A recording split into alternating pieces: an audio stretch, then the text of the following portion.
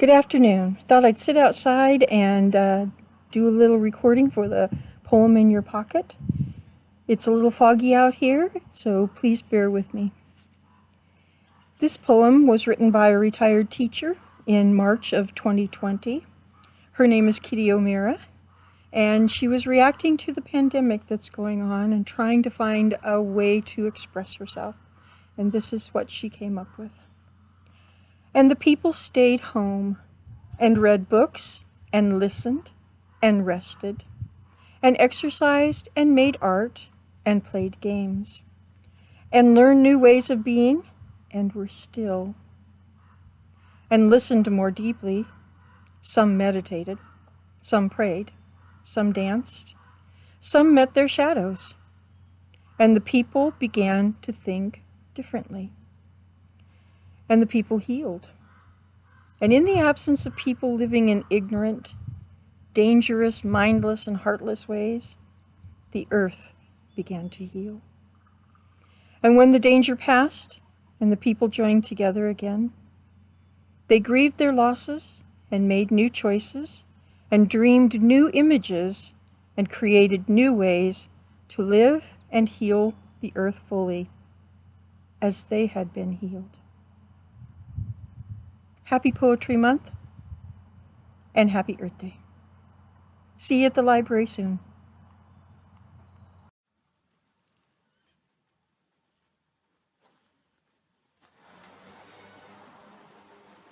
There is a place where the sidewalk ends, and before the street begins. And there the grass grows soft and white, and there the sun burns crimson bright, and there the moonbird rests from his flight, to cool in the peppermint wind. Let us leave this place, where the smoke blows black, and the dark street winds and bends, past the pits where the asphalt flowers grow. We shall walk with a walk that is measured and slow, and watch where the chalk-white arrows go, to the place where the sidewalk ends. Yes, we'll walk with a walk that is measured and slow, and we'll go where the chalk-white arrows go, for the children they mark, and the children they know, the place where the sidewalk ends.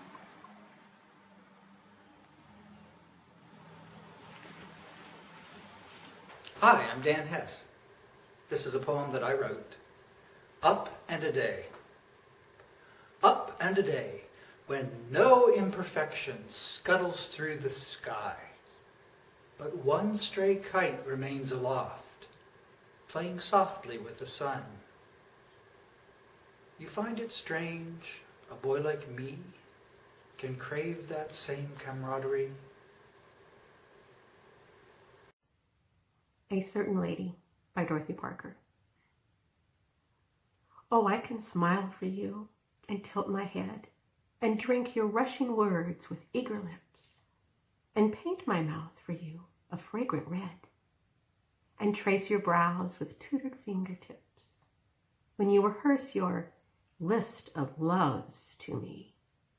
Oh, I can laugh and marvel rapture-side, and you laugh back, nor can you ever see the 1,000 little deaths. My heart has died. And you believe, so well I know my part, that I am gay as morning, light as snow, and all of the straining things within my heart. You'll never know. Oh, I can laugh and listen when we meet, and you bring tales of fresh adventurings, of ladies delicately indiscreet, of lingering hands and gently whispered things. And you are pleased with me and strive anew to sing me sagas of your late delights. Thus do you want me, marveling gay and true, nor do you see my staring eyes of night. And when in search of novelty you stray, oh, I can kiss you blithely as you go. And what goes on, my love, while you're away, you'll never know.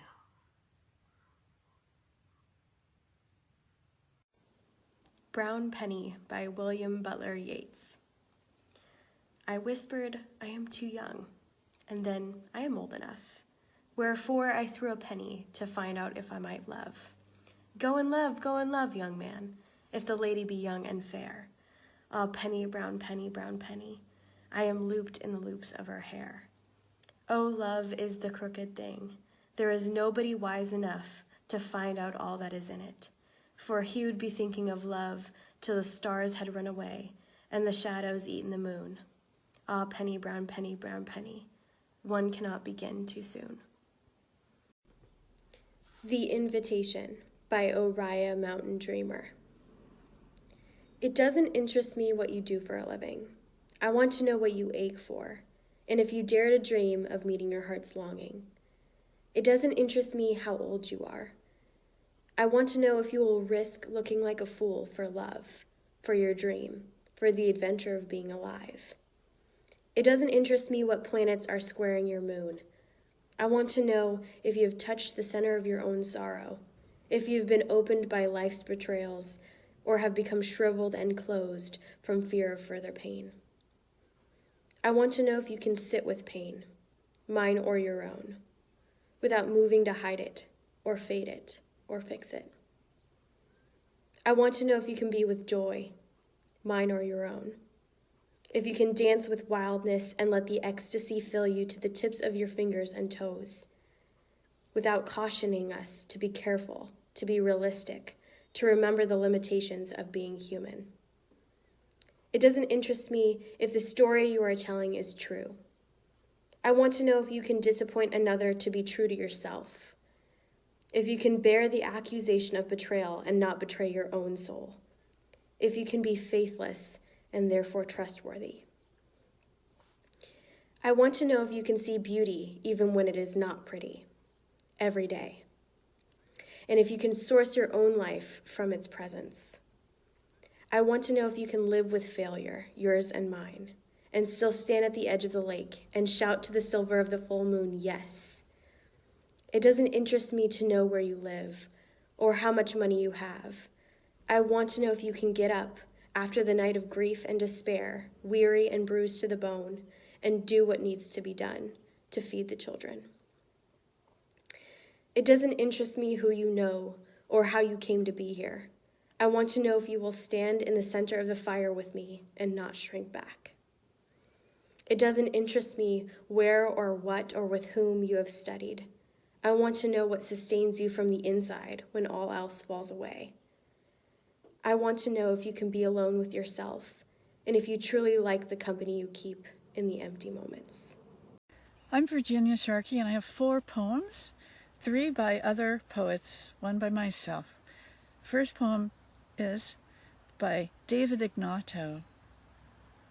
Earth hard. Earth hard to my heels, hold me up like a child on its mother's belly. I am a surprised guest to the air. Second is a poem by Robert Bly, love poem. When we are in love, we love the grass and the barns and the light poles and the small main streets abandoned all night. The next poem is by Ted Kooser, called After Years. Today, from a distance, I saw you walking away, and without a sound, the glittering face of a glacier slid into the sea. An ancient oak fell in the Cumberlands, holding only a handful of leaves, and an old woman scattering corn to her chickens looked up for an instant.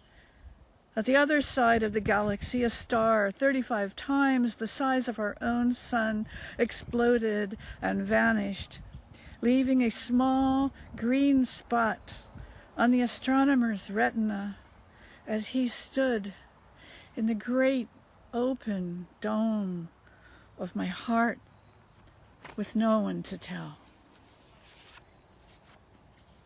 The last poem is by myself, driving west to Yorkville, April, 3 p.m.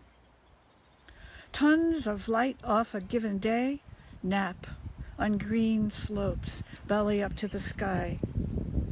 Weeds too tall to obey anyone gallop toward the sun. There must be a place I can go to too, without a horse. Grasses crowd each other terribly. Shadows under trees widen out, clumpy as sheep. Such a green commotion springs up, shrieking, crooked, untrimmed, undeterred, not knowing any better. It's like this. Simple's okay. The palms of the day warm everything. To Make a Prairie by Emily Dickinson. To make a prairie, it takes a clover and one bee. One clover and a bee, and reverie. The reverie alone will do, if bees are few.